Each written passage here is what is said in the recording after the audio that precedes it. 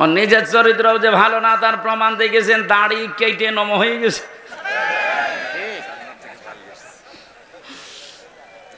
প্রশাসনের লোক যখন ধরতে গেছে ওরা কিন্তু চিনতে পারে নাই। আর একটা ছিল নমক, আইনের চেয়ারে বসে শুধু বেআইনি কথা বলতো। এই লোকটারে যখন ধরে নিয়ে যাচ্ছিল এই আইনমন্ত্রী, অবশ্য আমি একা কেন, ওই যে ওর বেশ ওর দাড়ি কই, দাড়ি কেটে ফেলে দিয়েছে। যেই লোকটা এত বড় ভাওতাবাজি করতে পারে মানুষের সাথে, যে রাসূলুল্লাহর সুন্নাত, দাড়ি কি হামজার সুন্নাত? কার সুন্নাত? অপরাধ বোধ কত বেশি, নিজে কাজ করেছে এই জন্য তো অপরাধী।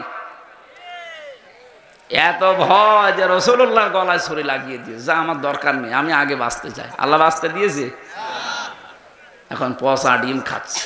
যেহেতু আপনি বুঝেই ফেলেছেন কিয়ামতের ময়দানে দ্বিতীয় ধাপে আপনাকে আল্লাহ আপনার নেতার সাথে ডাকবে, সুতরাং এমন মানুষের পেছনে থাকা লাগবে যাকে দেখলে আল্লাহ রসুলের কথা মনে হয় এবং যার কর্ম এবং বাস্তবতা রাসূলুল্লাহর সাথে মিলে যায়। এরকম মানুষের দেশে নেই? আমরা এই প্যান্ডেলের ভেতরে এসে কত কথা বলার পরে বলে ঠিক আছে, এখান থেকে যাওয়ার পরে সব উল্টিয়ে ফেলি। এই জন্য আমাদের কপালের কোনো পরিবর্তন নেই। এবার আর ভুল করা যাবে না। কি কথা বলে না কেন? এবারও যদি ভুল করেন আবার পেঁচিয়ে যাবেন। আশা করছে আপনার বিবেক কাজে লাগবে। এজন্য কোরআনে কারিমের নামাজের কথা বললে আপনি ভালোভাবে মেনে নিয়েছেন, রোজার কথা বললে মেনে নিয়েছেন, অন্যায় যেখানে প্রতিবাদ সেখানে, এটার আরবি নাম জিহাদ। জিহাদের কথা বললে আপনি জঙ্গি মনে করেন, জিহাদের কথা বললে রাজনীতি মনে করেন। তাহলে আয়াতটার সাথে তো আপনার বাস্তবতা মিলছে যে কিছু মানেন আর কিছু মানেন না। এই আচরণ যদি কোরআনের সাথে কেউ করে, আল্লাহ বলেন কি হবে জানো? ফামা জাযাউ মাইয়াফআলু যালিকা মিনকুম ইল্লা খিজিয়ুন ফিল হায়াতিদ দুনিয়া। এই লোকটার জীবন আমি লাঞ্ছনা, গঞ্জনা, অপমান, অপদস্থ এগুলো দিয়ে ভরে দেব দুনিয়ার জীবনটা, আর মরণের পরে নিয়ে যাব আসাদ্দিল আযাব, যন্ত্রণাদায়ক এবং কঠিন ভয়ঙ্কর আযাবের দিকে নিয়ে যাব। এটা কোনো কাফেরের বিপক্ষে আল্লাহ বলেছেন, আমি পাইনি। আর কোরআনে কাফেরের বিরুদ্ধে কথা আছে, এটা অন্য কথা। মুনাফিকের বিরুদ্ধে কথা আছে, অন্য কথা। কিন্তু মুসলমান কিছু মানে কিছু মানে না। এদের যে কি শাস্তি দুনিয়ার আখেরাতে আপনি তো দেখলেন। দুনিয়ায় আমরা কিছু মানুষকে দেখতে পাচ্ছি যে অপমানকর শাস্তি আল্লাহ ব্যবস্থা করে দিচ্ছে। আর আসাদ্দিল আযাব যেহেতু দিয়েছেন ইসমে তাফসিল, এটা সুপারলেটিভ ডিগ্রি, এর উপর আর কোনো শব্দ আরবিতে নেই। আল্লাহ বলেন এমন যন্ত্রণাদায়ক ভয়ঙ্কর কঠিন আযাবের দিকে মরণের পরে নিয়ে যাব, ওটা আমি আল্লাহ ছাড়া আর কেউ জানে না। এজন্য জালেম যারা, আপনাদের দুনিয়া শেষ হয়ে গেছে, আখিরাত তো আপনি শেষ করে ফেলেছেন। আপনাদের জন্য বড় আফসোস লাগে আমাদের। আমরাও যদি কোনো জুলুম করি আমরা নিজের আজকে থেকে থেমে যাব, কারণ জালেম মাজলুম এই দুইটা শব্দ ভয়ঙ্কর। ইত্তাকি দাওয়াতাল মাজলুম ফাইন্নাহা লাইসা বাইনাহু ওয়া বাইনাল্লাহি হিজাব। নবীজি বারবার জানিয়েছেন উম্মতেরা, যাই করো মজলুমের বরদুয়া থেকে নিজেকে বাঁচিয়ে রাখবা, কারণ মজলুমের বরদুয়ার আল্লাহর ভেতরে কোনো হেজাব পর্দা থাকে না, সরাসরি কবুল হয়ে যায়। আজকে কোরআনে কারিমের এই ময়দানে যারা এসেছি কিছু কথা শোনার জন্য, প্রথমে দোয়া করে নিচ্ছি, আল্লাহ আমার জীবনে যেন কোনো জুলুম না থাকে, আমার দ্বারা কেউ যেন মাজলুম না হয়ে যায়, তুমি আমাকে রক্ষা করবা, বলেন আমিন।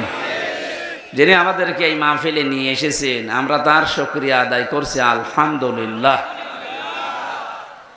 দরুদ আর সালাম পড়ছে আমাদের নবী মুহাম্মদুর রাসূলুল্লাহ সাল্লাল্লাহু আলাইহি ওয়াসাল্লামের প্রতি। আমাদের আজকের আলোচনার বিষয় হচ্ছে আল্লাহ নিজে আদেশ দিচ্ছেন, হে রাসূল, 6টা গুণ যারা অর্জন করবে দুনিয়ায় আপনি তাদের জন্য আমার কাছে ইস্তেগফার করেন, ক্ষমা চান। ক্ষমা করার মালিক একচ্ছত্র কে বলেন তো? দুনিয়ার কোন পীরের আছে? নবীজির আছে? না। ক্ষমা করতে পারে শুধুমাত্র আল্লাহ নিজে। ফাসাব্বিহ বিহামদি রাব্বিকা ওয়াস্তাগফির। আপনি ইস্তেগফার করেন আল্লাহর কাছে, তার তাসবিহ তাহলিল আদায়ের মাধ্যমে আপনি ইস্তেগফার করেন। ইন্নাহু কানা তাওয়াবা, কারণ তিনি তাওবা কবুলকারী, ইস্তেগফার কবুলকারী। আমার ভালোভাবে শিক্ষা নেওয়ার বিষয় এখানে এইটা, যেহেতু তাওবা কবুল করবেন একজন, তিনি আল্লাহ, তিনি নিজে শিখিয়ে দিচ্ছেন। নবীজি এই 6টা গুণ যাদের ভেতরে আছে আপনি তাদের জন্য আমার কাছে ক্ষমা চান। তাহলে এটা ক্ষমা করা, এই আয়াত থেকে বোঝা যাচ্ছে আল্লাহ এই 6টা গুণ বিশিষ্ট মানুষদেরকে ক্ষমা করবেন বলে জানিয়েছেন। আমাদের এখন বুদ্ধিমানের কাজ হবে এই 6টা গুণ দুনিয়া থেকে অর্জন করে তারপরে বিদায় নেওয়া। কথা বলেন না কেন? আসুন আমরা দেখি আমাদের ভেতরে এগুলো আছে কিনা। সূরা মুমতাহিনা 12 নাম্বার, একটা মাত্র আয়াত পড়েছি। মুমতাহিনা শব্দের শাব্দিক অর্থ হচ্ছে পরীক্ষিতা নারী। কি নারী? যারা পরীক্ষা দিয়ে উত্তীর্ণ হয়ে গেছে। এ পৃথিবীতে বহু নারীর জীবনী আমি পড়েছি, সর্বোত্তম জীবনী আমার কাছে 6 জনের মনে হয়েছে। এই মানুষগুলো পরীক্ষা দিয়ে উত্তীর্ণ হয়ে তারা জান্নাত অলরেডি আল্লাহর পেয়ে গেছে। তার ভেতরে 1 নম্বরে হযরতে আসিয়া। হযরতে আসিয়া আলাইহিস সালাম এত বেশি পরীক্ষা দিয়েছিলেন তার ঈমানের উপরে টিকে থাকতে গিয়ে। পৃথিবীর মানুষরা যদি হিসাব করে, হিসাব মিলানো সম্ভব না। শুধুমাত্র ঈমানের উপরে টিকে থাকতে গিয়ে হাতের ভেতরে তিনি পেরেক লাগিয়ে দিয়েছে তার নিজের স্বামী। পায়ের ভেতরে পেরেক লাগিয়েছে, মাথার উপরে গরম তেল ঢেলে দিচ্ছে, কপালের ভেতরে শলাকা লাগিয়েছে। এ কঠিন অবস্থায় হযরতে আসিয়া দেখলেন আল্লাহ পাক জান্নাত জিবরাইলকে দিয়ে পাঠিয়ে দিয়েছে। তিনি জান্নাত দেখলেন, ডাক দিয়ে বললেন, ইযি ক্বালাত রাব্বি বনিলি ইনদাকা বাইতান ফিল জান্নাতি ওয়া নাজ্জিনি মিন ফিরআউনা ওয়া আমালিহি ওয়া নাজ্জিনি মিনাল কওমিজ যালিমিন। হযরতে আসিয়া ডাক দিয়েছেন, রব্বুল আলামিন তুমি আমার জন্য জান্নাতের ভেতরে একটা ঘর বানিয়েছো, এভাবে না তৈরি করি তুমি যেখানে আছো ওই জায়গায় একটা ঘর আমার জন্য বানিয়ে দাও, যেন সব সময় তোমারে আমি দেখতে পারি। হযরত আসিয়া 2 নম্বর কথা বলেছিলেন, ওয়ানাজ্জিনি মিন ফিরআউনা ওয়া আমালিহি ওয়ানাজ্জিনি মিনাল কওমিজ যালিমিন। একটু খেয়াল করবেন এবার। সম্মানিতা মা বোনেরা, অনেক বেশি ভালোবাসি আপনাদেরকে, আমি চাই না আপনারা জাহান্নামী হয়ে যান। তাকান পরীক্ষিতা নারী কাদেরকে বলে, কি পরীক্ষা তিনি দিয়েছিলেন। এত বড় কঠিন মুসিবত বিপদ, এত বড় বিশাল শাস্তির ভেতরে হযরতে আসিয়া তিনি তার স্বামীর জন্য বরদোয়া দেননি। তিনি বলেছিলেন, মাবুদ তুমি যা দেখতে পাচ্ছ আমার স্বামী লোক দিয়ে এরকম অত্যাচার করাচ্ছে এবং নিজে অত্যাচারে শামিল, তুমি আমাকে এই অত্যাচার থেকে বাঁচাও, কিন্তু আমার স্বামীর উপরে তুমি রাগ করো না। ও বাংলার মা বোনেরা, এদেশে পুরুষ নির্যাতন, নারী নির্যাতন করলেই মামলা হয়ে যায়, কিন্তু পুরুষ নির্যাতনের কোনো মামলা নেই। আমি জেলখানায় 3টা বছর থেকে অনেক কিছু দেখেছি। এবার এখানে 100 ভাগের প্রায় 60 ভাগ লোক শুধু এই দাম্পত্য কলহ নিয়ে জেল খাটতেছে। মেয়েদের এই ছোট মনের কারণে পেরে ওঠে না। সে প্রত্যেকে কি হুজুর বলেন আর কি খেজুর বলেন, এদের এই মানুষগুলো যদি একটু মন উদার করতো, আমার মনে হয় পরিবারে আমাদের শান্তি আরো ফিরে আসতো। বাস্তব দেখেছি যে জল্লাদটা এখন আছে, আগে তো শাহজাহান ছিল, ও মারা যাওয়ার বের হয়ে মারা গেছে, এখন নতুন একজন দায়িত্ব পেয়েছে, ইলিয়াস, চট্টগ্রামে বাড়ি। লোকটাকে একদিন বললাম, ভাই কি অবস্থা বলেন তো? আমার বলছে, হুজুর আমার এখন 35 বছর বয়সে আমি জেলখানায় এসেছি। এর 17 বছর ছিলাম আমি সৌদি আরবে, আর আমার এখন ফাঁসির আসামি আমি। আমার যদি এখন যাবজ্জীবন হয়ে জেল খাটা লাগে, কমপক্ষে 22 বছর জেলে থাকা লাগবে। 35 থেকে 17, এরপরে 22, হিসাব করে দেখেন 74 বছর হবে। কত? 74 বছর বয়সে লোকটা জেলখানা থেকে বের হবে। খুব বড় অপরাধ করে গেছে না? পুরা জীবনই আমি শুনেছি যে কি কি করতেন। সৌদি থেকে 17 বছর পরে বের হলাম, দেশে আসার পরে বিয়ে করলাম। বিয়ে করার পরে আমার বোর সাথে আমার মায়ের মিল নেই। সব জিনিস আমি চাহিদা মতো পূরণ করেছি, কিন্তু মাকে আর ওই ছোট বোনকে কিছু দিলেই ওর মন খারাপ হয়ে যায়। দিন রাত নেই, সব সময় শুধু মনোমালিন্য, ঝগড়া। শেষ পর্যন্ত আর পারলাম না যে আমার সম্পদ আমার মাকে দেই, আমার বোনকে দেই। ওর সমস্যা কি? সংশোধন করার জন্য একটা থাপ্পড় দিয়েছিলাম, ও ছাতা গেছে মইরে, মানে একটু জোরে। এই লাগবে না, বস। মারা যাওয়ার পরে তো বউ মারা কেস, প্রথমে ফাঁসি হয়ে গেল, এরপরে যাবজ্জীবন। এখন 22 বছর থাকা লাগবে আমার, 11 বছর চলছে। আমার তো বের হতে হতে আমার বয়স হয়ে যাবে 74 বছর। কি করব আমি? আমারে বলছিল, আপনি তো ওয়াজ করেন, বাইরে যে অন্তত একটু বলেন যে আমার মতো বিপদে যেন কেউ না পড়ে। কারণ আমি খুব বড় অপরাধ করিনি, আমি তো ঠিক রাস্তায় ছিলাম।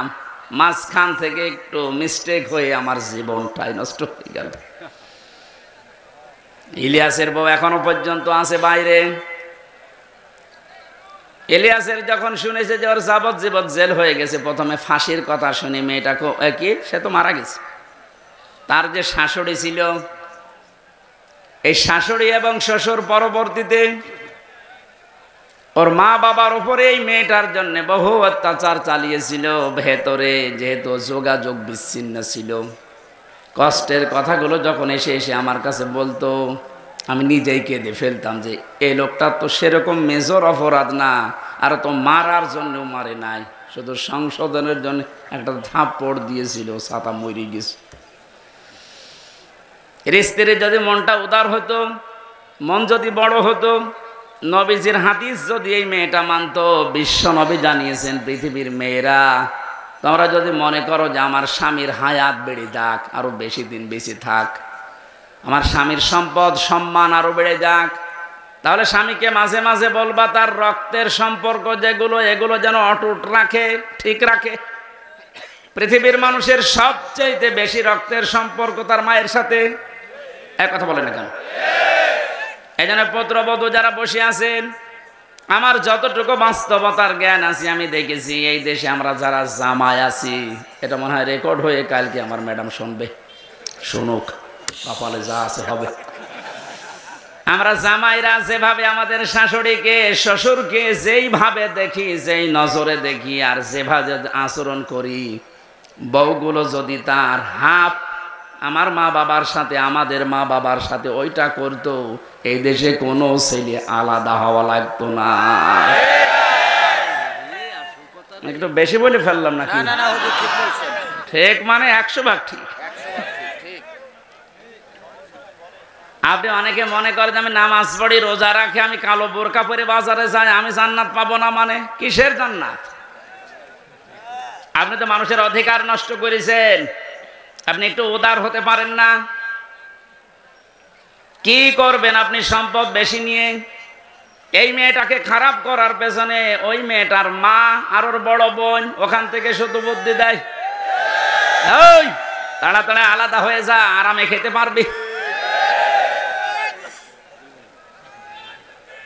হ্যাঁ, এখানে তাকবীর দেওয়ার দরকার,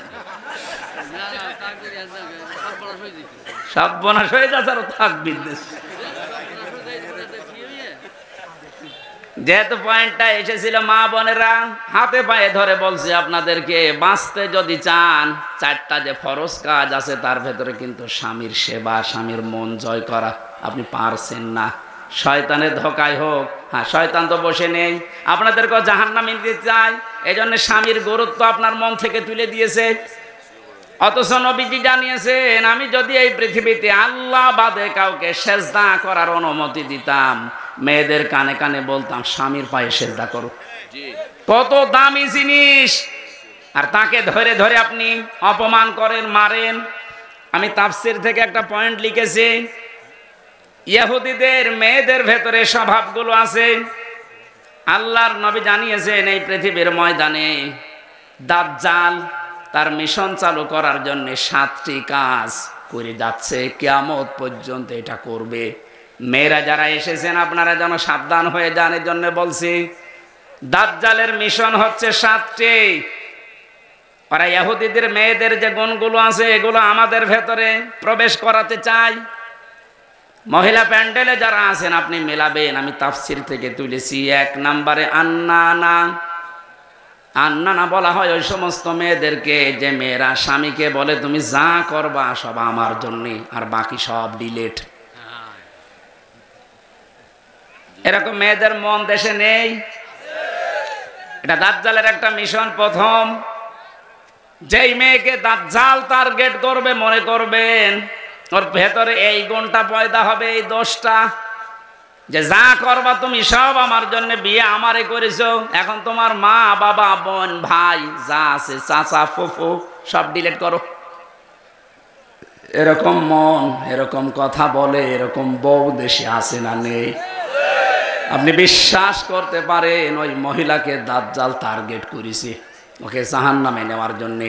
2 নম্বরে মান্নানা, যে মহিলা খালি খোঁটা দেয়,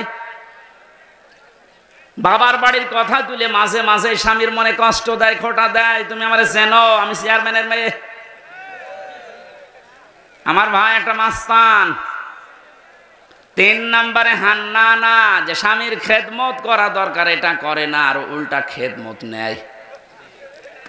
যদি বলেন একটু আমি যে 8 ঘন্টা ডিউটি করে আসলাম, একটু পানি দাও, তুমি ডিউটি করেছো আমি কি বসেছিলাম? পানি নিজে ঢেলে খাওয়ার, আমার একটু ঢেলে দাও। 4 নম্বরে বেশি কান্নানা, অহংকারী, হয়তো সম্পদের, রূপের অথবা বংশের। সব সময় যারা অহংকার করে চলে এই শয়তানের টার্গেটে পরিণত হয়েছে। 5 নম্বরে বেশি হাদ্দাকা, স্বামীর পছন্দের যারা গুরুত্ব দেয় না। নবীজি জানিয়েছেন, বাজার থেকে যদি স্বামী কিছু নিয়ে আসে, পছন্দ যদি নাও হয় সামনাসামনি কোনো কথা বলবা না। অথচ আপনি আপনার টার্গেট মতো, সমর্থ মতো এত কষ্ট করে একটা শাড়ি নিয়ে আসবেন, জীবন ওর মনই পাবেন না। এরকম বউ আছে, কান হাত তোলেন তো। একজন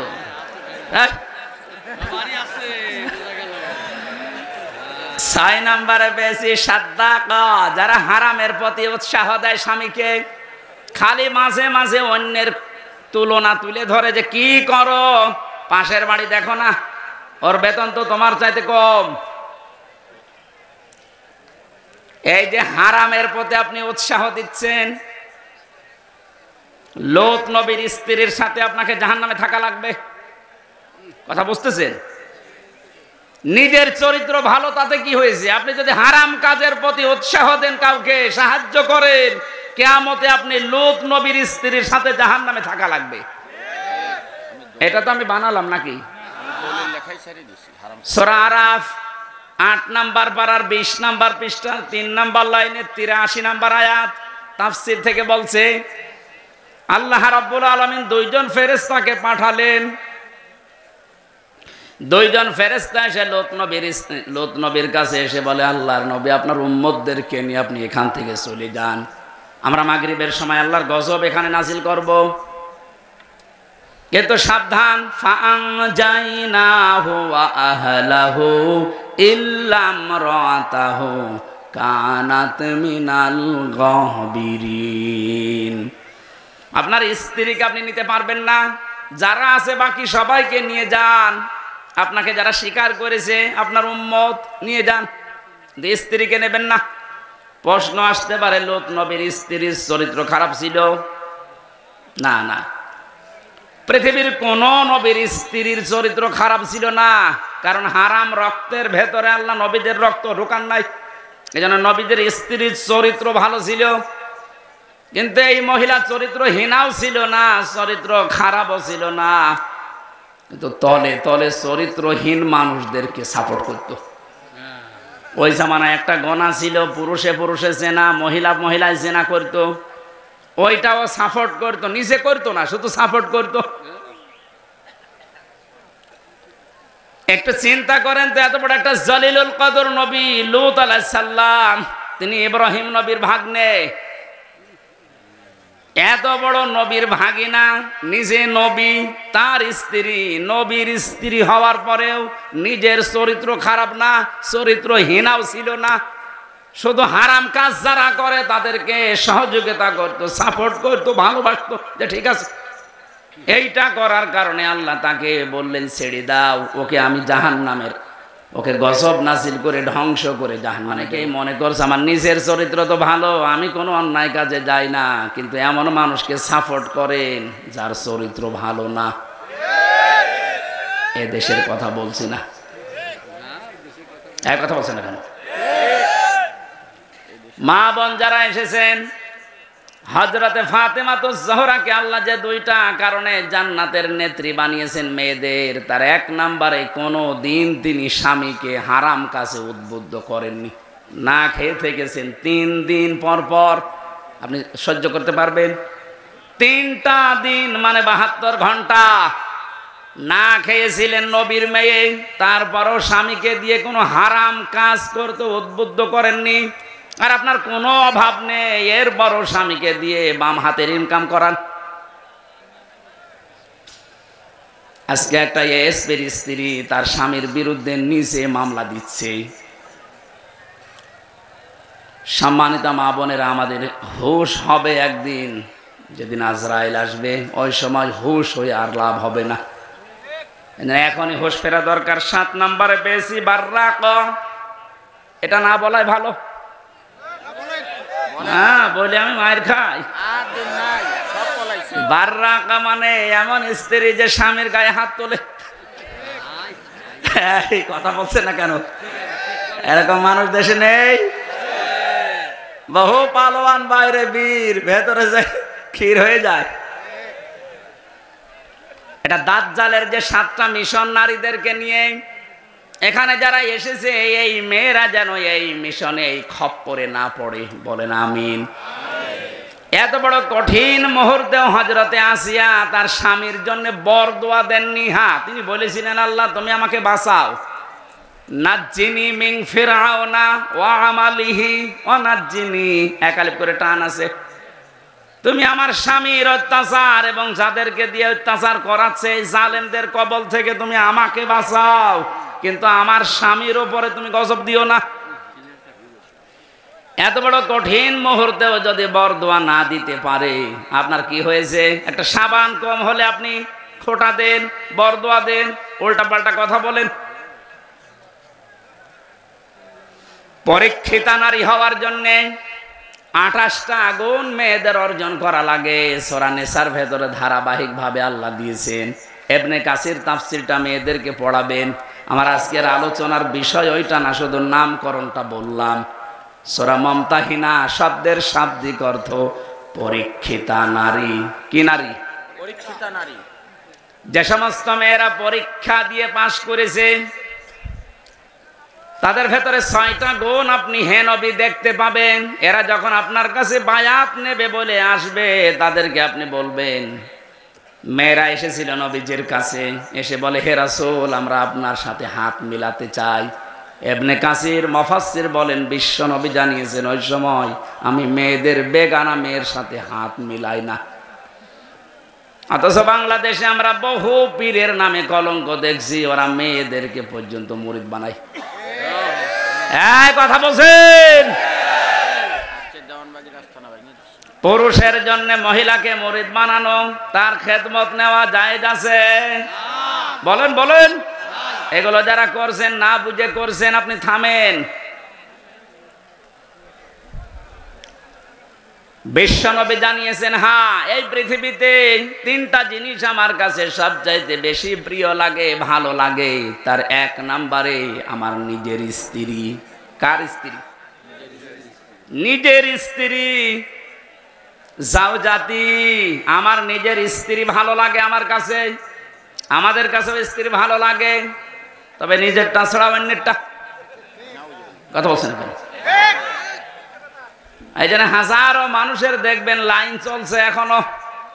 এই যে পরকিয়া প্রেম যারা করেন, এখনই থামেন, নয়তো তিনটা ক্ষতি হয়ে যাবে দুনিয়ায় আর তিনটা আখেরাতে। পরকিয়া প্রেমে যারা লিপ্ত আছেন, আপনার এক নম্বরে চেহারার উজ্জ্বলতা নূর আল্লাহ নষ্ট করে দেবে। দুই নম্বর, আপনার হায়াত আস্তে আস্তে কমে যাবে। তিন নম্বরে যখন মারা যাবেন ঈমান পাবেন না, একটা সংসার নষ্ট করার জন্য বেঈমান হয়ে মরবেন। এ লাইনে আছে নাকি এলাকায় কেউ? যদি থাকেন আপনি থেমে যাবেন আশা করছি। বিশ্বনবী বলেন, দুই নম্বরে আমার কাছে নামাজ ভালো লাগে, তিন নম্বরে আমার কাছে সুগন্ধি ভালো লাগে। এই তিনটা আমাদের কাছেও যেন ভালো লাগে, সেই ব্যবস্থা আল্লাহ করে দেন। বলেন আমিন। নবীজিকে আল্লাহ ঘোষণা দিলেন, ইয়া আইয়ুহান নাবিয়্যু, হে নবী, ইযা জাকাল মুমিনাতু, মুমিন নারীরা যখন আপনার কাছে আসবে, ইউবাইউনাকা, যে আমরা বায়াত নিতে চাই, পর্দার আড়াল থেকে আপনি তাদেরকে বায়াত দেবেন 6টা বিষয়ে। যদি এগুলো তারা মানতে পারে,